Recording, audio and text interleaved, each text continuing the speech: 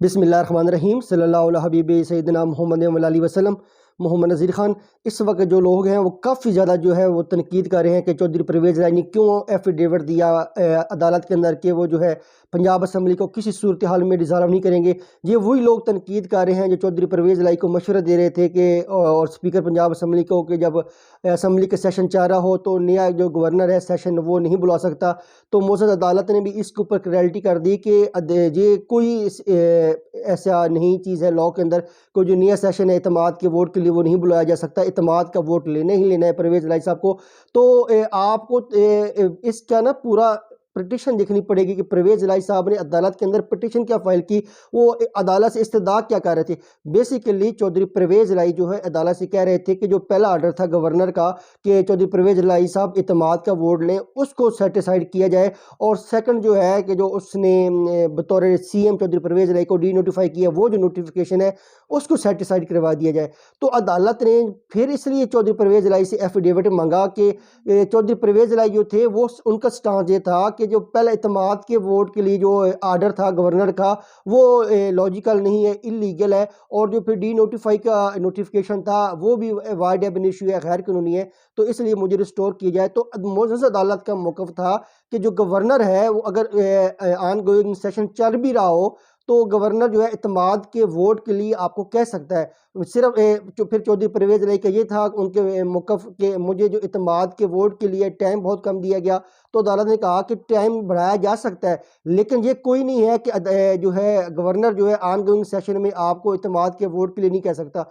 तो फिर जब एक बात सेटल्ड हो गई कि चौधरी परवेज़ इलाही को इतमाद का वोट लेना ही लेना है, इसमें ऐसी कानून में कोई ऐसी बात नहीं है कि जो आन गोइंग सेशन है इसके अंदर जो है वो गवर्नर जो है वो इतमाद के वोट के लिए नहीं कह सकता। अब कानून में इसकी मुकम्मल तौर पर एक रियलिटी है, वाज़ेह कानून है। इसकी मतलब कोई गवर्नर को कोई एनी रुकावट नहीं है। गवर्नर जब चाहे इतमाद के वोट के लिए कह सकता है। तो जब इतमाद के वोट के लिए उसने कहा तो फिर चौधरी परवेज़ इलाही ने कहा कि जो गवर्नर का जो डी नोटिफाई का आर्डर है वो जो है वो इलीगल है। तो फिर अदालत ने कहा कि हम आपका जो डी नोटिफाई वाला आर्डर है उसको वक्ती तौर पे सस्पेंड कर देते हैं, तो आपको इतमाद का वोट लेना ही लेना है। लेकिन हम इसके सस्पेंशन इसलिए कर रहे हैं कि आप हमें गारंटी देंगे कि अगर हम आपको आर्डर सस्पेंड कर देंगे तो आप इतमाद का वोट लेने तक पंजाब असम्बली जो है वो डिज़ाल्व नहीं करेंगे। ये था मोअज़्ज़ज़ अदालत का हुक्म कि अब चौधरी परवेज़ इलाही का ये जब तक इतमाद का वोट नहीं लेते तो फिर उस वक्त तक जो है ये जो असम्बली है वो डिज़ाल्व नहीं करते। क्योंकि पहला आर्डर जो था जो गवर्नर ने पहला आर्डर किया था कि चौधरी परवेज़ इलाही इतमाद का वोट लें, मोअज़्ज़ज़ अदालत ने उस आर्डर को सस्पेंड नहीं किया, उसको एज इट इज़ कायम रखा, बहाल रखा और कहा कि गवर्नर कॉम्पिटेंट है, वो किसी वक्त भी आपको इतमाद के लिए वोट के लिए कह सकता है। इसके लिए ज़रूरी नहीं है कि सेशन ना चल रहा हो फिर नहीं सेशन आ सकता। अगर सेशन चल भी रहा हो असम्बली का तो तो इदम एतमाद के लिए आपको कार्रवाई करनी पड़ेगी। तो इसमें कानूनी कोई रुकावट नहीं। तो आर्डर ने मोअज़्ज़ज़ अदालत ने वो जो पहला आर्डर था इतमाद के वोट का उसको बहाल रखा और चौधरी परवेज़ इलाही को कहा कि आपने इतमाद का वोट लेने को पहले भी आपने इतमाद का वोट लिया, आपसे बहुत बड़ी गलती हुई, तो हम आपको इस शर्त पे दोबारा रिस्टोर कर सकते हैं।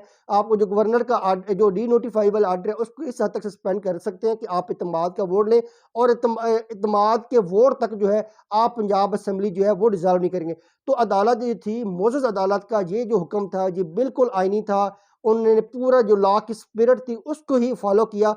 क्योंकि परवेज़ इलाही को ये अदालत ने एक बहुत बड़ा रिलीफ दिया इन अदर सेंस, क्योंकि परवेज़ इलाही पहले भी फेल हो चुके थे इतमाद का वोट लेने में। स्पीकर की रूलिंग के पीछे हुआ के खड़े हो गए। स्पीकर ने भी वो गैर आईनी रूलिंग दी थी जब गवर्नर ने जब मोअज़्ज़ज़ अदालत ने जो अब कह दिया है कि वो जो स्पीकर है वो ऐसी रूलिंग जो है वो दे नहीं सकता कि इसमें ऐसी कोई चीज़ नहीं है, लॉ में कोई रुकावट नहीं है कि नया सेशन चल रहा हो तो जो अगर सेशन ऑलरेडी चल रहा हो तो गवर्नर जो है नया सेशन जो है इतमाद के वोट के लिए समन नहीं कर सकता। तो फिर अदालत ने कहा कि आपको पहले भी आपने चांस मिस किया, अब आप हमें ये गारंटी दें, एश्योरेंस दें, एफिडेविट दें कि आप जो है इतमाद के वोट लेने तक जो है असम्बली डिज़ाल्व नहीं करेंगे। अगर चौधरी परवेज़ इलाही इतमाद का वोट ले लेते हैं तो फिर तो उनका आईनी हक है, वो जो मर्जी करें। फिर इसमें कानून क्या, कोई अदालत क्या, कोई भी चीज़ दुनिया की वो उनके रास्ते में रुकावट हायल नहीं कर सकती। तो इसलिए मोअज़्ज़ज़ अदालत ने कहा जो भी ये तनकीद कर रहे हैं इन्होंने उनकी ना पिटीशन पढ़ी, परवेज़ इलाही साहब की ऐसी बिलाजवाज़ मोअज़्ज़ज़ अदलिया के हुक्म के ऊपर तनकीद कर रहे हैं। ना ही उन्होंने देखा कि परवेज़ इलाही का मौक़िफ़ क्या था, परवेज़ इलाही की पिटीशन क्या थी। परवेज़ इलाही 2 ऑर्डर सस्पेंड करवाने गए थे, सर्टिसाइड करवाने गए थे। एक था इत्तेमाद के वोट वाला ऑर्डर और दूसरा नोटिफिकेशन था डी नोटिफाई वाला। अदालत ने जो था कि डी नोटिफाई वाला नोटिफिकेशन सस्पेंड कर दिया, लेकिन इत्तेमाद के वोट वाला जो गवर्नर का ऑर्डर था उसको एज इट इज़ कायम रखा और परवेज़ इलाही को कहा कि टाइम बढ़ाया जा सकता है कि 3 से 7 दिन 10 दिन के तक टाइम हो सकता है, लेकिन आपने इत्तेमाद का वोट लेना ही लेना है। टाइम पे आप फिर उनके जो वकला थे उन्होंने कहा था कि टाइम कम दिया गया, वो उसके अलग मौक़िफ़ था। लेकिन मोअज़्ज़ज़ अदालत ने जो इत्तेमाद के वोट वाला गवर्नर का ऑर्डर था उसको ख़त्म नहीं किया, उसको एज इट बरकरार रखा और परवेज़ इलाही साहब से जो एफिडेविट भी लिया गया था वो इसलिए लिया गया था कि इत्तेमाद के वोट तक जो है वो असेंबली डिसॉल्व करेगा। अगर वो इत्तेमाद का वोट ले लेते हैं, कामयाब हो जाते हैं, तो फिर कोई अदालत जो है, कोई दुनिया का कानून है परवेज़ इलाही साहब को कि रास्ते में कोई ऐनी रुकावट नहीं ला सकता कि वो असेंबली डिसॉल्व ना करें।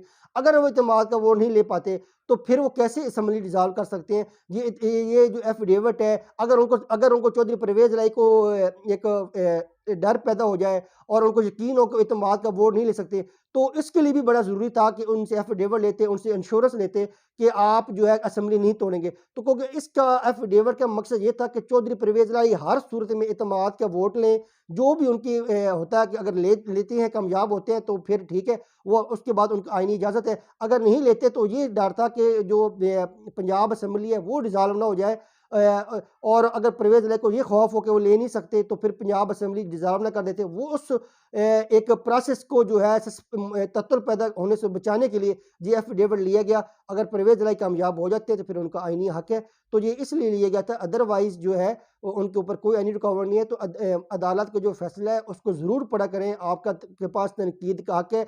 जो फ़रीक अदालत में गया होता है उसकी पिटीशन को गौर किया करें कि उसकी पिटीशन क्या है। ये सब चीज़ें गौर करके फिर आप अदलिया के फैसले पे तनकीद किया करें, उसके ऊपर नुक्ताचीनी की करें, अपनी राय दिया करें।